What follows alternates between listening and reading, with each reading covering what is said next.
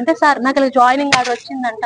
ఈఎంహెచ్ office కి నేను వెళ్ళడం జరిగింది అంటే, లేదమ్మా వచ్చిన ఆర్డర్ ని మేము వెనక్కి పంపిస్తాం అని డాక్టర్ హరికృష్ణ గారు కంప్లీట్ గా చెప్పడం జరిగింది. అదేంటి సార్, నేను ఆరోగ్యంగా ఉన్నాను కదంటే నా చేతిలో ఏం లేదు, టీడీపీ పొలిటీషియన్ డాకెట్ గవర్నర్ చేతిలోనే ఉంది, అతను ఏం చెప్తే అది నా చేతిలో ఉందని అతను క్లియర్ గా చెప్పడం జరిగింది సార్.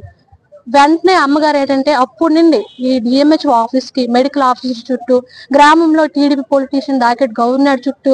కాళ్ళు అరిపోయినట్లు తిరుగుతూ తన వేధింపుల వల్ల ఇతని దగ్గరికి వెళ్ళి అడిగితేమో నా ఇష్టం,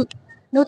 తక్కువ జాతి కులం చెందిందాను, నాకు నచ్చిన వారికి నేను ఉద్యోగం ఇచ్చుకుంటాను, నువ్వు ఏం చేసుకుంటావు ఏం చేసుకో అని కుల వివక్ష కింద అమ్మని అవమానించడం జరిగింది, మమ్మల్ని అవమానించడం జరిగింది సార్. ఈ వీళ్ళు చేసిన వేధింపుల వల్ల, ఈ అధికారుల నిర్లక్ష్యం వల్ల అమ్మ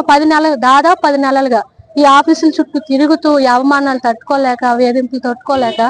సడన్ గా హార్ట్ అటాక్ తో చనిపోయింది సార్.